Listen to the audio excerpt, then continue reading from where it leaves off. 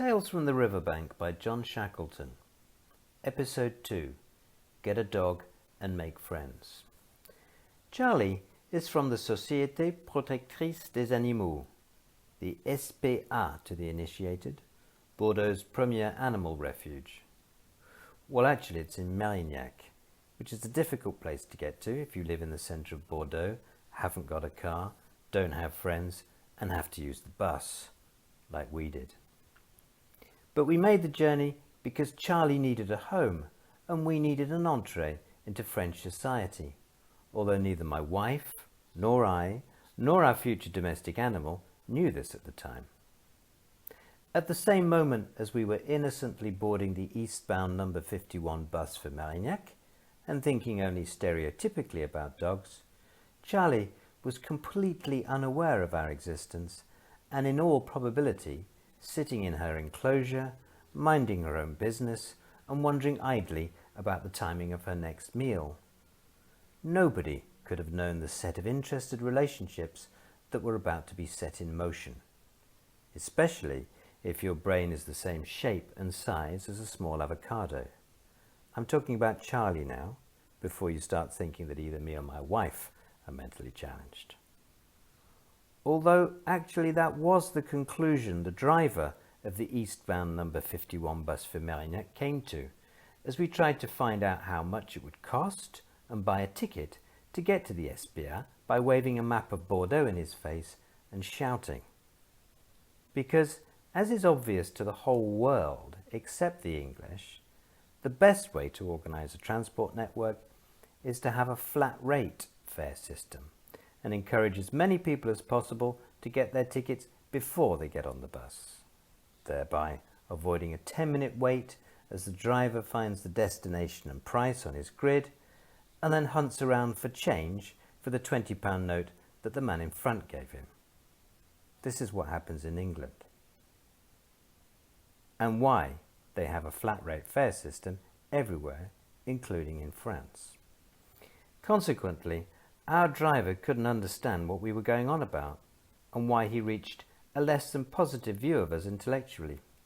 Still, there was no reason to get unpleasant about it, and even less reason to share his evaluation of our cognitive powers with the rest of the bus, particularly as, in an act of complete selflessness, we were about to liberate a medium-sized chocolate Labrador from potentially traumatizing captivity.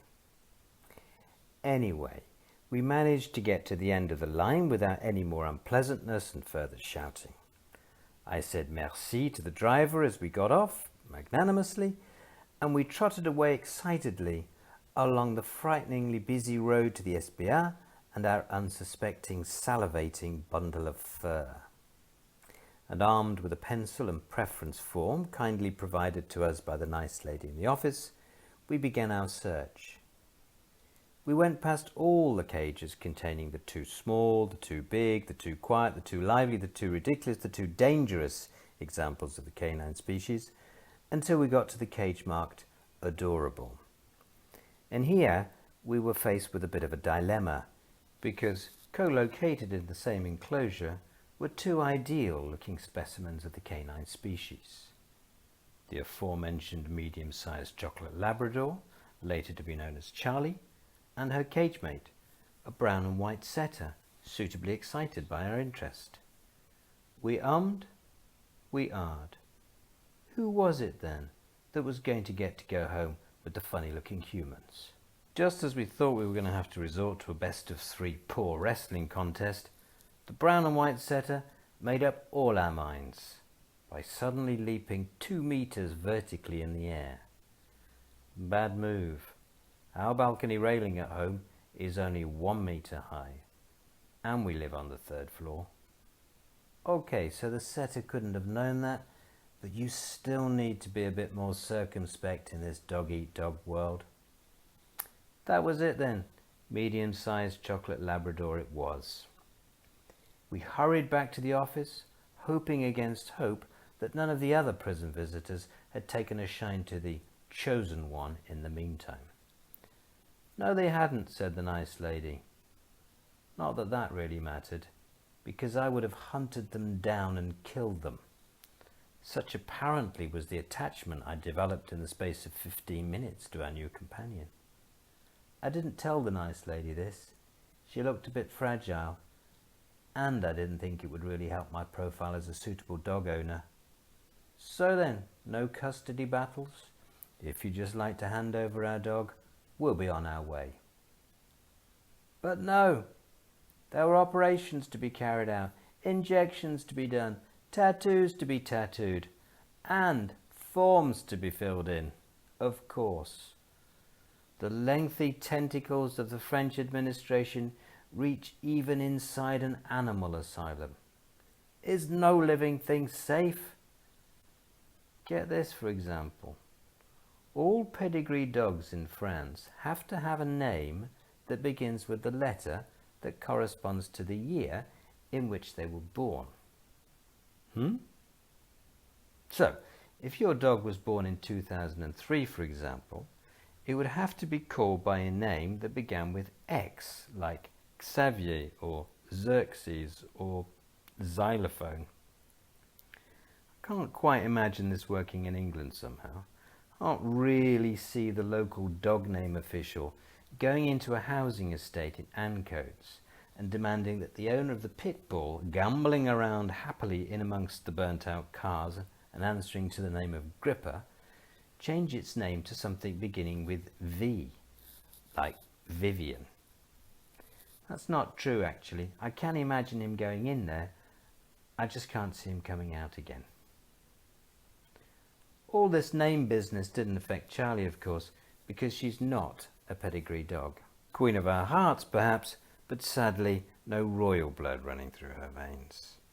And also, sadly, whatever her breeding credentials, we were still going to have to come back and collect her on the bus. The journey home on public transport had none of the drama that characterized the outward leg. Similarly, our return trip to the SBR the following week was also free from incident. Almost. Because we did have one minor travel issue to deal with when we were leaving the animal refuge for the second time. Charlie didn't want to go with us. It could have been the flea collar, which looked ridiculous, but I think it was because the road was very busy. For a large dog, she is a bit of a scaredy cat, rather than any immediate aversion to her new owners. In the end, we had to hitchhike to the bus stop, which was fine because it wasn't very far, and the driver who picked us up appeared not to have noticed that Charlie had urinated on his back seat. Or it could have been shock, or politeness, or both, who knows? We weren't going to see him again. As was to be expected, we had a few orientation problems to contend with when we got home. For example, Charlie hid under the bed when the doorbell rang, which meant that I had to find a new hiding place. She ate my lunch when I went into the study to answer the phone. And the first time we wanted to go for a walk, she refused to go down the stairs. In the end, I had to sit on the doormat with her and surf to the bottom. But these problems passed, and little by little we became more confident and grew to be very, very fond of each other, despite the smell of rain on fur in a confined space. We ventured further afield in our walks and established a routine that took us to the Jardin Public, Bordeaux's English-designed Central Park, 3 times a day. And it was in the Jardin Public that we first began to reap the social benefits of having a dog. Other dog owners would sometimes acknowledge our existence, and on occasion even go as far as to say hello. We started to see the same faces. The odd hello turned into polite questions about Charlie's age, her breed, her eating habits. Soon we were on the verge of exchanging meaningful conversation with real-life French people. Having been largely invisible to the population of Bordeaux for a month, we were now interesting, substantial. We had a dog. We had Charlie. And before we knew where we were going to the cafe together, each other's apartments, the beach, a whole new world of social interaction was opening up for us because of a medium-sized furry animal who leaves her hairs everywhere and whose existence is dominated almost entirely by the demands of her stomach. No more taking the bus to those out-of-the-way places for us. We have friends with cars. We have friends full stop. Far be it from me to say that it's unusually difficult to get to know people in Bordeaux, but I would say that you need some kind of starting point, something to get the ball rolling. And in our case, rolling the ball for one of Charlie's canine playmates provided that starting point, helped us to integrate into the group. Maybe it's the fact that we all share a similar interest. Maybe it's a way of overcoming the boredom of watching Xavier or Xerxes or Xylophone smelling the same tree for the millionth time. Maybe it's because dogs don't have any problems going up to a complete stranger and sniffing his bottom, or walking around without any clothes on, going to the toilet in public. I'm not recommending this behaviour. I'm just saying that if dogs don't have any trouble with breaking the ice, why should we? It's not all been plain sailing, of course, owning a dog. My wife's Japanese slippers have had to be thrown out. Our Moroccan carpet is probably beyond repair. The set of dolls of all the major Russian leaders, beginning with a tiny Lenin, through a medium-sized Khrushchev, and finally to an enormous Gorbachev that has travelled all over the world with us, is now as unrecognizable as the former Soviet Union itself. If I didn't know that Charlie was as sociable as she is, I might put her chewing of anything that's foreign in the house down to xenophobia. Which isn't a bad name, incidentally, if your pedigree dog was born in 2003. And for a while there, before we got to know some people here a lot better, we were beginning to ascribe similar sentiments to the people of Bordeaux. But they're not xenophobic. They're sociable. They like to talk. They just need an excuse, that's all. And as for us, we just needed a bit of time to get used to our new home. Like the dog. Allez, Charlie, allez!